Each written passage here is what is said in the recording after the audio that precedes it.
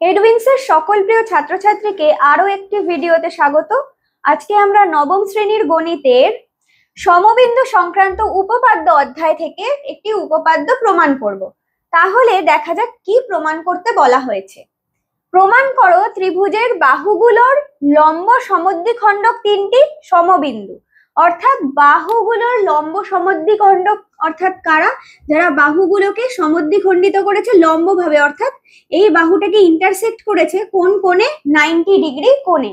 সেই সমদ্বিখণ্ডকগুলো একটা সেম বিন্দুতে ছেদ করেছে, এটাই প্রমাণ করতে বলা হয়েছে। তাহলে প্রথমে কি লিখবো? যে প্রদত্ত, অর্থাৎ কি কি বলে দেওয়া আছে। প্রদত্ত কি দেওয়া আছে? এবিসি ত্রিভুজের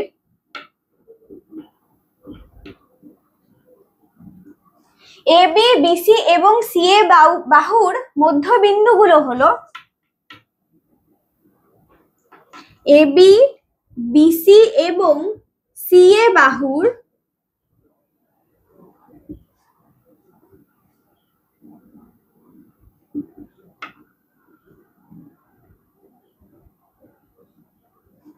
যথাক্রমে কি?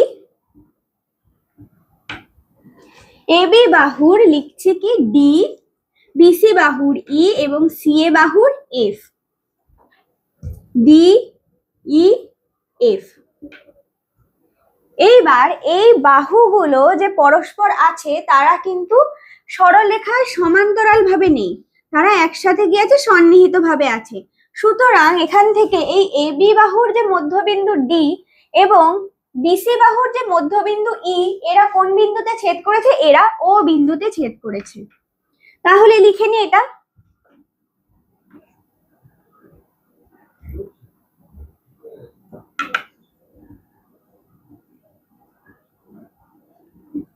এবি বাহুর ওপর লম্ব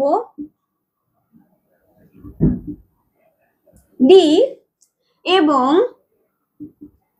বিসি বাহুর ওপর লম্ব, আচ্ছা এবি বাহুর মধ্যবিন্দু লিখে নি ব্যাপারটাকে। এবি বাহুর মধ্যবিন্দু থেকে অঙ্কিত লম্ব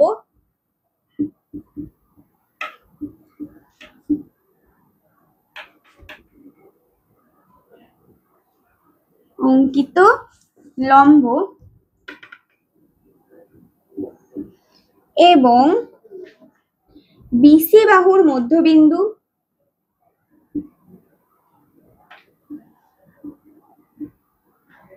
ই থেকে অঙ্কিত লম্ব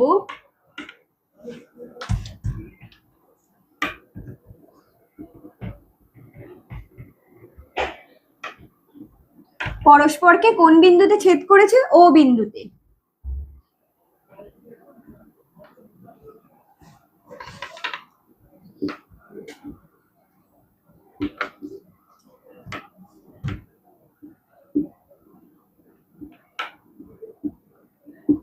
এটা বলে দেওয়া রয়েছে। এইবার কি করতে হবে? প্রমাণ করতে হবে যেটা, সেটাকে কি হিসেবে লিখবো? প্রামাণ্য বিষয় হিসেবে লিখবো।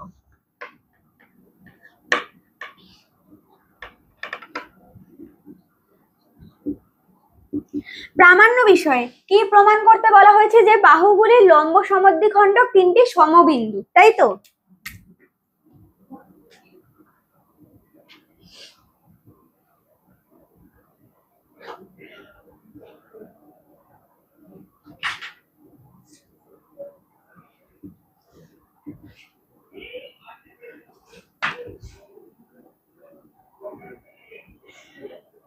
এইবার দেখো অলরেডি এই ডি এবং ই থেকে অঙ্কিত লম্ব অর্থাৎ ডিও এবং ওই এরা একটা বিন্দুতে ছেদ করেছে। এবার যদি আমি প্রমাণ করতে পারি যে ও এফ এসির ওপর লম্ব অর্থাৎ ও এফ এই বিন্দুটা এখানে মিলিত হয়েছে, তাহলে এটা প্রমাণ হয়ে যাবে যে এটা সমবিন্দু।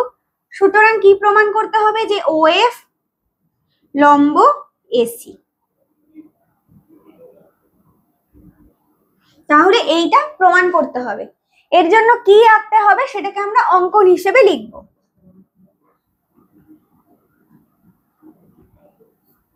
ভালো করে দেখো কি আঁকবো। এইখান থেকে এই ও থেকে এ, ও বি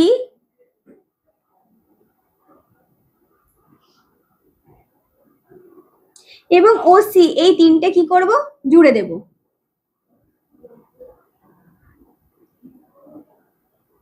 তাহলে অঙ্কনে কি লিখবো, যে ও বিন্দু থেকে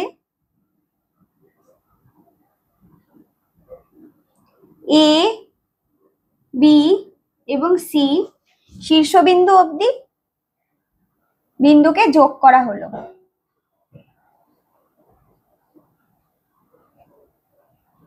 যোগ করা হলো,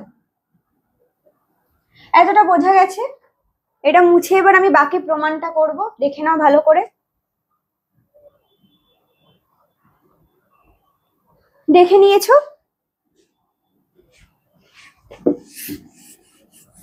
এইবার ভালো করে স্টেপে স্টেপে প্রমাণটা দেখো। প্রথমে কি দিয়ে শুরু করব? তাহলে কি লিখেছি দেখো, এখানে আছে কোন ত্রিভুজ দুটো তৈরি হয়েছে এগুলো জোড়ার জন্য। প্রথমে এই ত্রিভুজটার নাম হচ্ছে কি এ ও ডি ত্রিভুজ এবং বি ও ডি ত্রিভুজ, এই দুটো ত্রিভুজ উৎপন্ন হয়েছে। তাহলে এই দুটো ত্রিভুজ থেকে কি লিখি, ত্রিভুজ এ ও ডি থেকে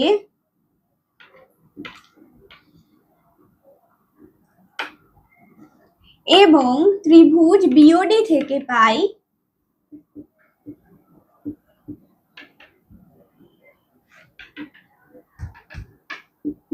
ভালো করে দেখো এইখানে কি ডি বলেছিলাম মধ্যবিন্দু, অর্থাৎ কি হবে, এই ডি মধ্যবিন্দু হলে এইটুকু আর এইটুকু দুটো বাহুর এই পার্টটা সমান ভাগে ভাগ হয়েছে। তাহলে এডি ইজ ইকুয়াল টু বিডি লিখতে পারবো। তাহলে এখানে লিখবো এডি ইজ ইকুয়াল টু বিডি। তারপর কি লিখবো, তারপর এই ওডিটা এদের দুজনের জন্যই কি কমন, ওডি দুজনের জন্য বাহু হিসেবে কাজ করছে। তাহলে লিখবো ওডি সাধারণ বাহু।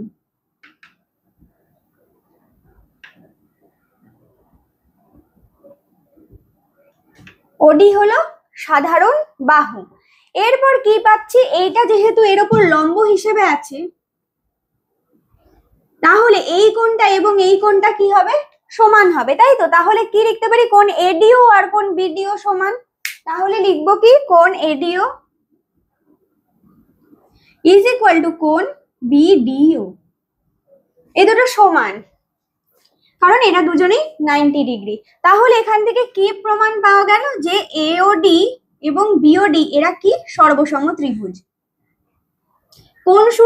কোন সূত্রে সর্বসম হলো, দেখো এখানে দুটো বাহু এবং একটা কোণের সূত্রে, অর্থাৎ কি সাইড অ্যাঙ্গেল সাইড শর্তে, তাই তো। তাহলে এইটা সর্বসম হলো। এবার সর্বসম ত্রিভুজের সমস্ত কিছু সেম হয়, সুতরাং এইখানে কি হচ্ছে ভালো করে দেখো, এই যে ও এ এবং ও বি, তাহলে এই দুটোও কি হয়ে গেল, সেম হয়ে গেল। তাহলে লিখে দিই, সুতরাং ও A equal two O B. এইটা থেকে পেলাম। সেম ভাবে আমি এটাও বলেছিলাম যে এর মধ্যবিন্দু এটা, যেটা লম্ব হয়ে ওতে গিয়ে মিশেছে। তাহলে সুতরাং এইখান থেকেও আমি অনুরূপ ভাবে সেম প্রমাণ করে বের করতে পারবো যে OB is equal to OC. সুতরাং লিখে নেবো কি, অনুরূপ ভাবে, এই জায়গাটা দেখে নাও। সুতরাং লিখবো অনুরূপ ভাবে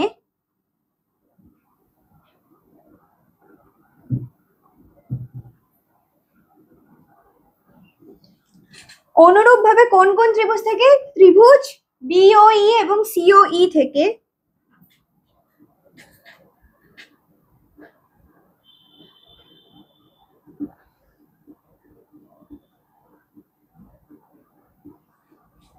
কি পেয়ে যাচ্ছে, এটা থেকে দেখো OB is equal to OC. ঠিক আছে, এটা পাওয়া গেল। এইবার আমরা কি করব, ত্রিভুজ কার মধ্যে এএফও এবং সিএফও এর মধ্যে দেখব। ভালো করে এই জায়গাটা দেখে নাও, মুছে দেব।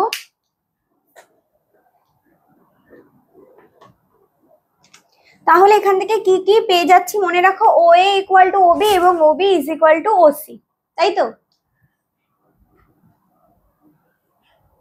তাহলে এই দুটো থেকে কি পেয়ে যাচ্ছ, যে ও এ ওবি সমান এবং ওবি আর ওসি সমান, তাহলে নিশ্চয়ই ও এ আর ওসি দুজনেই সমান হবে। সুতরাং এখান থেকে লিখে নেব কি, সুতরাং ও এ ইজ ইকুয়াল টু ওসি। এটাই পাওয়া গেল। ভালো করে দেখে নাও।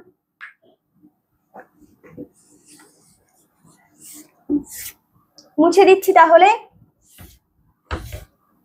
কি দেখা যাচ্ছে, এরপর কি করব, এই যে এ ও এফ এবং সি ও এফ এই দুটো ত্রিভুজের মধ্যে কি সম্পর্ক সেটা দেখে নিই। তাহলে ত্রিভুজ এ ও এফ এবং ত্রিভুজ সিওএফ থেকে পাই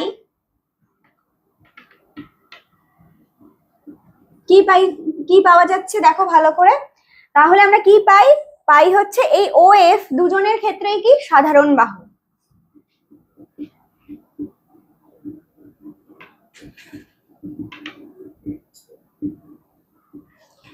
তাছাড়া আর কি পাওয়া যাচ্ছে ভালো করে দেখো, এফ যেহেতু মধ্যবিন্দু তাই এ এফ এবং সি এফ দুটো কি সমান।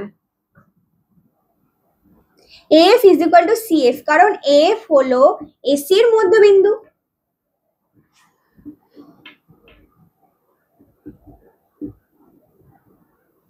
এইবার আর কি পাওয়া যাচ্ছে, আমরা এখান থেকে পেয়েছিলাম ও ইজ ইকুয়াল টু ওসি।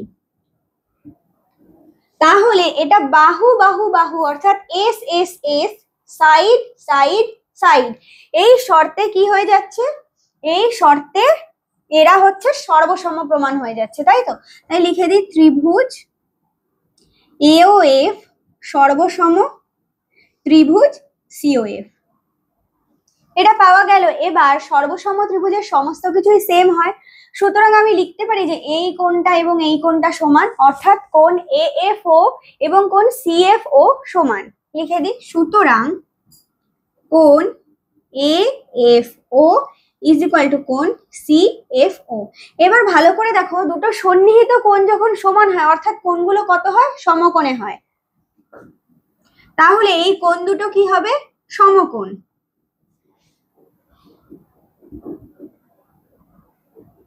কোণ দুটি সন্নিহিত এবং সমান,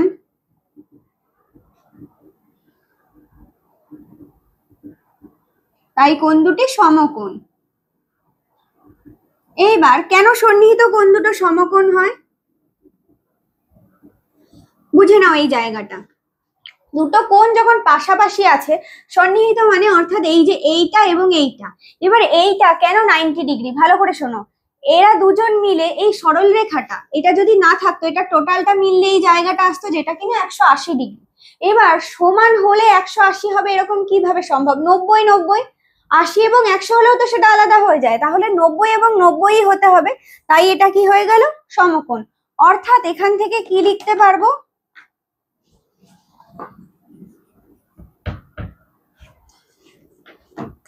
অর্থাৎ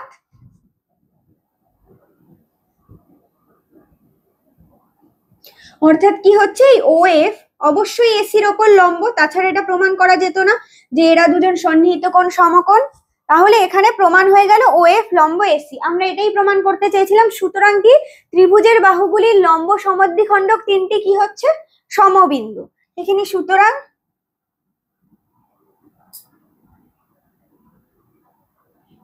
ত্রিভুজের বাহুগুলির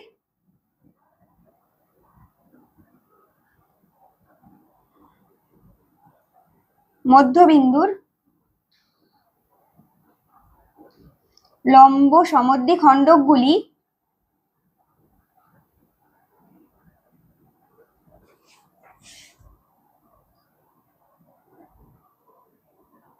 সমবিন্দু।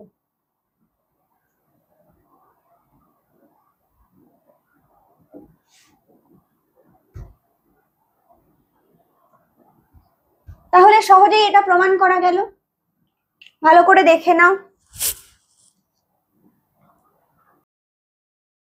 আশা করি তোমাদের উপপাদ্যটা বুঝতে কোনো সমস্যা হয়নি। এই অধ্যায়ের অন্য কোনো উপপাদ্য বুঝতে যদি সমস্যা হয়ে থাকে অবশ্যই সেটা কমেন্টের মাধ্যমে জানাবে। পরবর্তী আরো একটি ভিডিও নিয়ে এসে তার সমাধান নিয়ে আসার চেষ্টা করব। এইরকম আরো শিক্ষামূলক ভিডিও পেতে আমাদের ইউটিউব চ্যানেল এডুইন্সকে অবশ্যই সাবস্ক্রাইব করবে।